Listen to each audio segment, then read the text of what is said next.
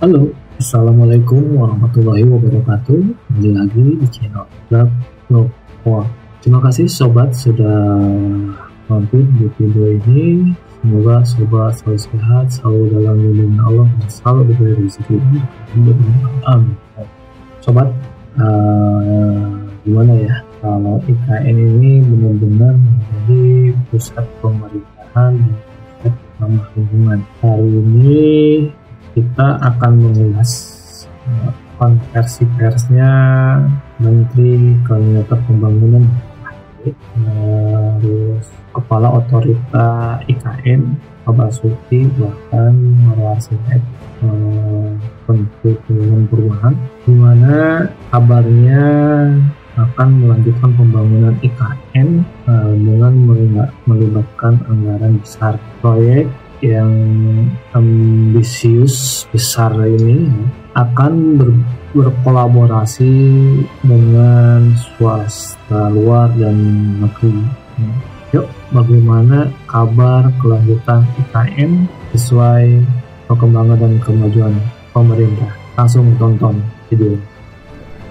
Assalamualaikum warahmatullahi wabarakatuh. Selamat sore dan salam sejahtera untuk kita semua. Teman-teman media, wartawan, insan pers yang saya cintai dan banggakan, saya bersama Menteri Perumahan dan Kawasan Permukiman, Bapak Marwar Sirait, Menteri Pekerjaan Umum, Bapak Dodi Hanggodo, dan Kepala Otorita IKN, Bapak Basuki, baru saja menjalankan sebuah rapat terbatas bersama Bapak Presiden Prabowo Subianto, hadir pula Mensesnek dan Seskap, yang tadi kita membicarakan tentang berbagai proyek infrastruktur di Indonesia, khususnya terkait dengan pembangunan atau kelanjutan pembangunan di IKN. Nanti akan saya berikan kesempatan tentunya kepada Kepala OIKN untuk menjelaskan secara lebih rinci, kemudian juga tentu kepada Pak Menteri yang tadi juga telah membahas berbagai kebijakan yang pro rakyat dalam pembangunan perumahan. Kementerian PU juga tentunya menjadi bagian penting dari kelanjutan pembangunan IKN. Perlu diketahui bahwa sesuai arahan dari Bapak Presiden Prabowo Subianto, pembangunan IKN ini akan kita lanjutkan, tentu mengikuti timeline dan tahapan-tahapan yang telah ditetapkan sebelumnya. Sebagai penjelasan kepada masyarakat luas, tahap pertama yaitu tahun 2022 hingga 2024 juga telah menghadirkan berbagai progres. Ada berbagai infrastruktur yang juga telah selesai 100%, tetapi ada juga yang masih ongoing, masih berlanjut. Dan memang kita fokus pada pembangunan kawasan inti pusat pemerintahan. Di sini nanti kita berharap di tahap kedua 2025 hingga 2029, dan tadi Bapak Presiden Prabowo Subianto sudah menyampaikan dan menegaskan bahwa sudah di-approve anggaran untuk kelanjutan pembangunan IKN itu 48,8 triliun rupiah untuk 5 tahun ke depan. Tentu sekali lagi nanti akan dibagi dalam tahapan-tahapan yang harus dikawal dengan ketat. Yang jelas, anggaran tersebut dipersiapkan, dialokasikan agar kami, khususnya OIKN, bisa menyelesaikan proyek pembangunan fasilitas atau gedung-gedung yang digunakan untuk parlemen, untuk legislatif, dan juga untuk yudikatif. Tentu dari rancang awal yang sudah dimiliki, kita akan lakukan review kembali, ada penyesuaian di sana-sini secara teknis, dan pada saatnya nanti kita sudah bisa melanjutkan pembangunan dan mudah-mudahan bisa mencapai sasaran dan target yang telah ditetapkan. Nanti setelah ini Pak Basuki bisa menjelaskan, tentunya ada yang bersumber dari APBN, ada juga yang bersumber non-APBN. Inilah hadirnya kebersamaan, kerjasama yang baik antara pemerintah dengan badan usaha. Kita juga mengharapkan dunia swasta, pihak swasta ini bisa berkontribusi secara positif dan tentunya terintegrasi dengan baik. Tugas saya sebagai Menko di bidang infrastruktur dan pembangunan kewilayahan ingin meyakinkan agar segala sesuatunya terintegrasi dengan baik. Kami juga tadi membahas beberapa proyek lainnya yang juga sangat penting, diantaranya bagaimana kita harus semakin serius untuk memikirkan keselamatan dan juga masa depan masyarakat kita yang tinggal di pesisir utara Jawa, tapi fokus pada pesisir utara Jakarta. Kita tahu ancaman terhadap saudara-saudara kita dari terjadinya land subsidence, banjir rob dan lain sebagainya, ini perlu kita antisipasi dan mitigasi secara serius, dan langkah-langkah pembangunan infrastruktur seperti tanggul, pantai, dan juga pada saatnya karena memang sangat diperlukan pembangunan tanggul raksasa juga ini diharapkan menjadi prioritas. Inilah beberapa penyampaian utama dari Bapak Presiden Prabowo Subianto. Selebihnya pembangunan infrastruktur lain akan dilakukan secara bersamaan. Tentu ada prioritas-prioritas baik untuk mendukung swasembada pangan, swasembada energi dan air, termasuk juga melanjutkan pembangunan konektivitas di seluruh wilayah Indonesia. Demikian penjelasan dari saya. Setelah ini saya persilakan terlebih dahulu kepada Bapak Basuki untuk menjelaskan terkait dengan progres saat ini terkait dengan OIKN.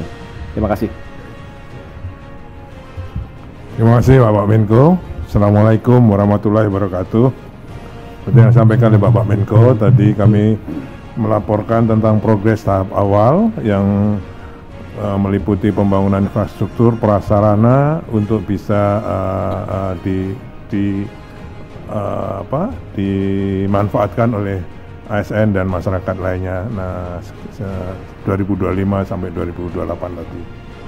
Jadi kami melaporkan pada saat tahap awal 2022 sampai 2024 APBN telah menginvestasikan 89 triliun untuk jalan tol, 47 tower hunian, air minum, sanitasi, embung, kolam retensi, perkantoran, kemudian kantor sekretariat, dan sarana peribadatan seperti masjid dan basilika dan gereja yang kesemuanya dikerjakan oleh Kementerian PU sebelumnya. Kami hanya melaporkan progresnya. Di samping itu ada juga investasi swasta yang sudah di groundbreaking sampai September yang lalu sebesar 58,41 triliun.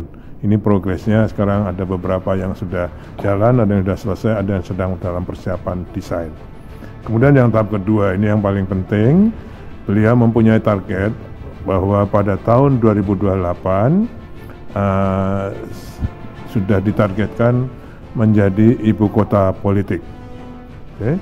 Sehingga kami ditugasi untuk menyelesaikan ekosistem yudikatif, jadi kantor-kantor dan huniannya, juga ekosistem legislatif, jadi kantor-kantor dan huniannya. Untuk yudikatif dan legislatif, dulu sudah pernah ada desain dari Kementerian PUPR, basic desainnya, beliau minta direview lagi. Kemudian kami nanti dengan Kementerian PU bersama IKN akan membentuk tim desain yang nanti bisa diarahkan oleh Bapak Presiden tentang kedepannya. Untuk itu, dalam menyelesaikan menyelesaikan program dari 25 sampai 29 2025 sampai 2029 dibutuhkan APBN 48,8 triliun. Okay? Untuk pertama, untuk menyelesaikan kompleks legislatif, yudikatif, dan ekosistem pendukungnya, serta membuka akses menuju IKN kawasan WP2. Karena kita tadi kan WP1, ini ke WP2. Termasuk juga dalam 48 tahun 48,8 triliun ini adalah untuk memelihara, untuk mengelola prasarana dan sarana yang sudah diselesaikan pada tahap awal tadi. Jadi dari Kementerian PU dan Kementerian Perumahan sekarang menyerahkan pada OIKN untuk kami kelola dan kami pelihara. Itu dari APBN. 48,8 triliun tadi Bapak Presiden sudah setuju untuk dialokasikan di OIKN untuk menyelesaikan tadi. Di samping itu ada juga program kami dengan kegiatan atau program yang dibiayai melalui KPBU, kerjasama pemerintah dan badan usaha, sebesar 60,93 triliun yang sudah kami proses sampai dengan feasibility study-nya, yaitu untuk 97 tower apartemen dan 129 rumah tapak lagi. Kemudian juga untuk 6 proyek KPBU lagi untuk pembangunan jalan dan multi utility tunnel sepanjang 138,6 km di kawasan KIPP itu. Ya, selama ini yang dikerjakan kan baru sebagian, ini akan kami lanjutkan yang baru dengan KPBU. Okay. Kemudian juga 1 KPBU lagi untuk pembangkit listrik tenaga surya, yang sekarang sudah ada 50 MW yang kemarin sudah diresmikan oleh Bapak Presiden. Kemudian juga kami laporkan groundbreaking yang ke-9, ini kami mohon tadi kami laporkan pada Bapak Presiden untuk kegiatan pembangunan hotel, hunian, retail, dan perkantoran sebesar 6,49 triliun. Dari tadi ada swasta murni, investasi murni, direct investment, KPBU, APBN. Inilah kerjasama yang disampaikan oleh Pak Menko tadi. Selain itu, Bapak Ibu sekalian, kami juga mendapat masukan dari Pak Menteri Perumahan untuk bisa mengoptimalkan swasta yang sudah melakukan groundbreaking tadi, ya, baik dari 1 sampai 8 maupun nanti yang ke-9, agar juga tidak hanya sekedar groundbreaking tapi ditindaklanjuti dengan kegiatan pembangunannya. Tadi targetnya 1 tadi bahwa tahun 2028 agar bisa ditetapkan IKN ini sebagai ibu kota politik Republik Indonesia. Saya kira itu. Terima kasih. Assalamualaikum warahmatullahi wabarakatuh.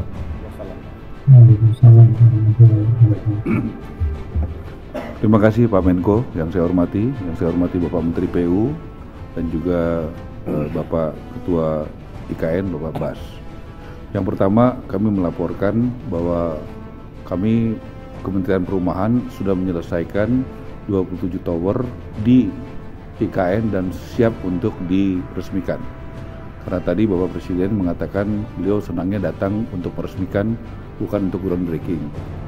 Yang kedua, di IKN sudah juga kami selesaikan rumah jabatan menteri, dan itu juga siap untuk diresmikan. Nah, kemudian yang ketiga, kami juga melaporkan bahwa akhir Januari ini 3 tower di Kemayoran sudah siap untuk diresmikan di Kemayoran, ya, yang Pademangan. Kemudian Wisma Atlet, ya, di Kemayoran. Yang keempat, 7 tower siap diresmikan bulan April. Tadi saya menyampaikan usulan bisa Bapak Presiden meresmikan langsung akhir April itu 10 tower. Tadi juga diberikan arahan Bapak Presiden kepada masyarakat berpenghasilan rendah juga diberikan itu uang sewa yang paling murah. Kemudian baru kepada ASN, di atasnya baru yang komersial. Jadi jelas kebijakannya diminta untuk pro rakyat, yang paling murah itu kepada masyarakat berpenghasilan rendah, yang kita angka yang paling murah, kemudian di atasnya adalah buat ASN, dan yang paling tinggi, yang paling mahal itu adalah buat yang komersial. Tadi yang pertama tadi soal IKN, yang kedua soal Kemayoran. Kemudian juga tadi saya sampaikan laporan dan sudah disetujui oleh beliau, kami akan membuat PSN program, ya, strategis nasional, bukan proyek, khusus buat MBR, masyarakat berpenghasilan rendah, ya, bekerja sama nanti di bawah koordinasi Bapak Menko, Pak AY, ya, dengan Menteri ATR di beberapa puluh titik tempat di Indonesia ini. Tujuannya apa? Supaya ada perizinannya bisa dipercepat dan pemerataan pembangunan. Bagaimana tanah-tanah negara bisa dimanfaatkan. Kemudian yang keempat, juga tadi begitu banyak investor yang datang Nah, tadi Bapak Presiden mengatakan akan datang lagi dari sudah Qatar minggu lalu, jadi Uni Emirat Arab dan juga beberapa negara lain, karena kepercayaan publik kepada Bapak Presiden Prabowo itu tinggi. Kita bisa lihat dari berbagai data survei yang sudah dirilis secara nasional. Nah, jadi diminta kami untuk siap, untuk nanti akan dibuat tim berkoordinasi dengan yang selama ini membantu kami, yaitu Satgas Perumahan dipimpin ketuanya Pak Hasim, karena selama ini Pak Hasim yang membantu untuk akses kepada investor dan itu sangat produktif dan efektif. Nanti penyiapan lahan itu ada dari Kementerian ATR, kemudian penyiapan lahan juga ada dari Kementerian Keuangan, khususnya Dirjen Kekayaan Negara, tanah-tanah yang ex-BLBI, tanah-tanah yang disita dari koruptor dari kejaksaan, bagaimana itu nanti akan sebagian untuk diperlihatkan kepada investor, calon investor kita. Kemudian sesudah tadi dari Departemen Keuangan, dari juga dari BUMN yang terakhir ada 3 kami sudah minta kepada Pak Erik. Yang pertama dari Kementerian dari BUMN Kereta Api, yang kedua BUMN PTP ya perkebunan, dan yang ketiga adalah Perumnas. Yang keempat tadi saya sudah melaporkan kebijakan Presiden Prabowo yang pro rakyat, dan Presiden meminta diumumkan kepada publik secara terbuka sekarang. Yang pertama, sesuai arahan Bapak Presiden Prabowo, kami Kementerian Perumahan diminta membuat kebijakan-kebijakan yang konkret yang bisa dirasakan oleh rakyat kecil. Nomor 1, ya bersama dengan Pak Dodi, Menteri PU, dibantu dan Mbak Mendagri, kita sudah bisa membuat SKB 3 menteri dan sudah ditindaklanjuti oleh sekitar 180 kepala daerah membuat peraturan kepala daerah untuk PBG itu 0%, 0 rupiah bagi MBR. PBG itu dulu namanya sertifikat IMB. IMB itu izin mendirikan bangunan, sekarang adalah persetujuan bangunan dan gedung. Nah, selama ini waktunya 45 hari kalau ngurus itu. Nah, kita rubah menjadi 10 hari.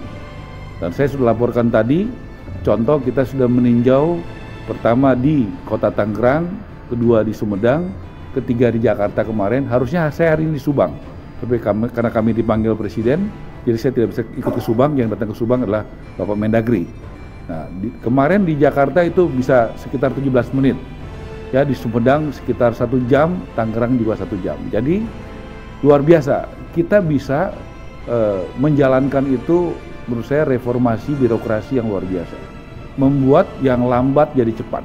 Buktinya apa? Yang biasanya kadang-kadang bisa 2-3 bulan, 4 bulan, ternyata bisa menjadi 17 jam, 17 menit di Jakarta. Di Tangerang bisa sekitar 59 menit, di Sumedang juga sekitar 1 jam. Jadi ini membuktikan bahwa kita ada perubahan mindset, tapi bukan hanya mindset, tapi tindakan nyata dalam melayani publik. Yang kedua, bagaimana BPHTB, ya, itu biaya atas tanah dan bangunan biasanya itu 5%. Ya, atas arahan Presiden menjadi 0%. Jadi tidak bayar, gratis, dan itu buat rakyat kecil. Yang ketiga itu PPN. PPN itu 2 miliar ke bawah 0. Jadi gratis. Jadi tadi sampaikan ini waktunya buat rakyat membangun rumah. Karena dulu nggak ada kebijakan ini. Dulu nggak ada kebijakan yang BPHTB-nya 0, kemudian PBG-nya 0. Dan waktunya dari 45 hari jadi 10 hari secara rata-rata, tapi beberapa daerah bisa 17 menit. Jadi itu saya diminta mengumumkan, dan tolong Bapak-Bapak sampaikan kepada masyarakat, ibu-ibu ya, adik-adik wartawan, supaya ini tersosialisasikan secara masif bahwa sudah ada kebijakan di bidang perumahan atas arahan Presiden Prabowo yang sangat pro rakyat. Dan jangan salah ya, kalau yang masyarakat berpenghasilan menengah atas bayar. Ini hanya untuk masyarakat berpenghasilan rendah. Ya, kriterianya salah satunya penghasilannya 8 juta ke bawah. Jadi ini jelas kebijakan yang pro rakyat, terutama rakyat kecil. Terima kasih. Cukup, mungkin ada yang silakan. Ya, izin bertanya Pak, dari Bisnis Indonesia terkait dengan dampak anggaran IKN yang juga cukup menurun signifikan ya Pak ya, lebih dari 250 triliun dari 2004 ke 2025. Dampaknya ke pembangunan IKN kedepannya seperti apa? Apakah akan memperlambat atau enggak? Dan untuk investasi IKN tahun ini ditargetkan berapa ya Pak? Dan rencana groundbreaking sejumlah proyek baru ini kira-kira pastinya jadinya kapan ya Pak? Terima kasih. Kalau tentang anggaran IKN, tadi yang sudah disetujui kan usulan kami 48,8 triliun untuk menyelesaikan tadi pengelolaan prasarana yang sudah dibangun dan yudikatif dan eksekutif, legislatif. Okay? Nah, untuk itu di DIPA murni kita yang awal ada 6,3 triliun, tapi untuk tahun pertama dalam menyelesaikan yudikatif dan legislatif dan pendukung lainnya, kami membutuhkan 8,1 triliun tambahan. Sehingga pada tahun 2025 ini akan ada sekitar 15 triliun di IKN. Saya kira ini buat kami cukup karena sesuai dengan rencana kami, semua akan kami selesaikan pada 2-3 tahun ke depan dengan 48,8 triliun tadi. Terima kasih. Tadi kita diskusi panjang soal bagaimana peranan swasta di IKN. Karena yang groundbreaking banyak, tetapi yang membangun sedikit. Tadi saya sudah diskusikan, Pak Bas juga setuju, di review yang sudah groundbreaking pengusaha yang memang sudah groundbreaking tapi memang mungkin tidak jadi membangun atau tidak cepat membangun, supaya itu bisa ditanya baik-baik apakah mau lanjut atau tidak. Nanti diberikan kepada, begitu Pak Bas ya, kepada yang memang serius mau membangun. Sehingga kesempatan itu juga jadi produktif waktunya gitu. Jadi tidak usah menunggu misalnya diberi kesempatan 1,5 tahun, tapi ditanya saja satu-satu di review supaya ada suatu gerak cepat sesuai arahan Presiden Prabowo, supaya langkah-langkahnya juga swasta itu diutamakan untuk bisa melakukan investasi di IKN, terutama bagi yang serius. Saya rasa itu harus dikasih deadline-nya, waktunya kapan. Kalau nggak ada ya sudah, berarti diberikan kesempatan kepada yang lain. Kalau tidak digituin nanti jadinya lama. Sementara arahan Presiden Prabowo harus ada waktu yang deadline-nya. Saya rasa itu.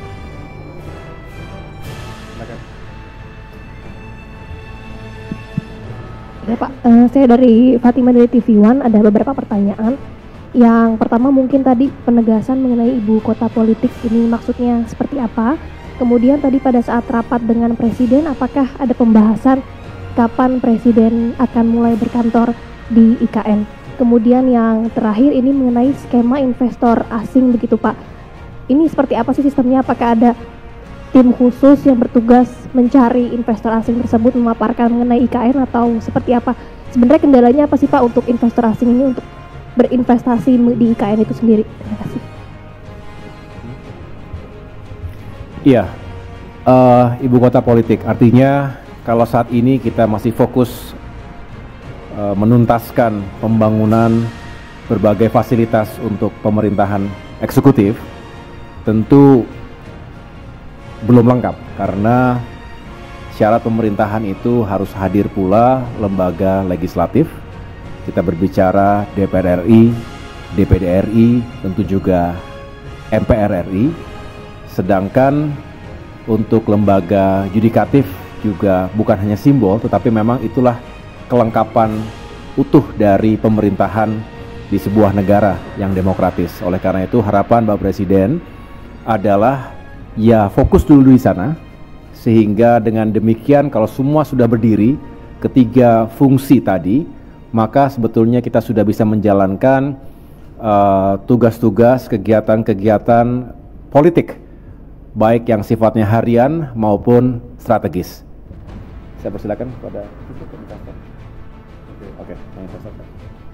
Kalau yang saya kira kalau untuk yang investor, saya kira marketing sudah jalan sejak dulu. Pak Jokowi dan semuanya saya kira sudah berjalan untuk memarketingi gitu ya, memarketingi IKN. Nah ini banyak juga sudah yang menyampaikan LOI-nya. Ini sekarang dengan dengan lebih yakinnya bahwa pemerintahnya akan melanjutkan IKN. Saya kira sekarang sudah banyak. Citadel ini bentar lagi untuk dari Malaysia juga sudah masuk ya. Jadi saya kira Taman Safari juga akan membangun Taman Safari di IKN. Jadi sudah banyak yang sudah mulai masuk ya. Beliau menyampaikan kalau sudah semua lengkap, eksekutif, yudikatif, dan legislatif, beliau pasti akan pindah ke sana. Sudah siap, oke?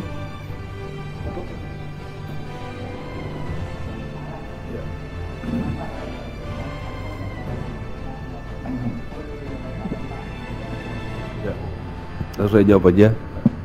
Oh, ada batas maksimal transaksinya nggak Pak? Kalau misalkan dapat PPHTB 0% itu berapa Pak? jadi itu kan SKB 3 Menteri, Bapak Menteri PU yang membantu dan Pak Mendagri. Yang menjalankan itu adalah kepala daerah tingkat 2, ya, wali kota dan bupati.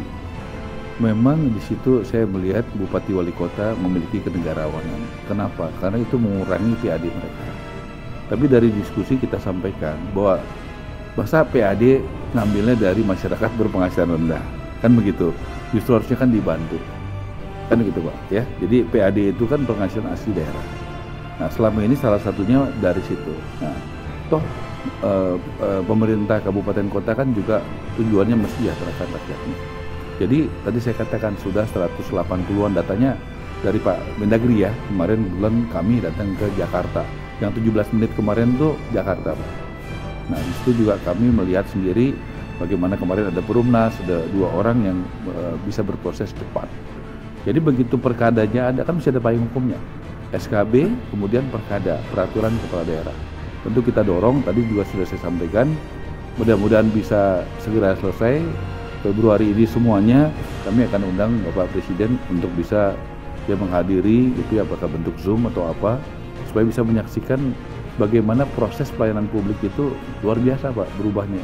Dari 45 hari jadi 10 hari. Bahkan kita sebenarnya mintanya cuma 10 hari aja.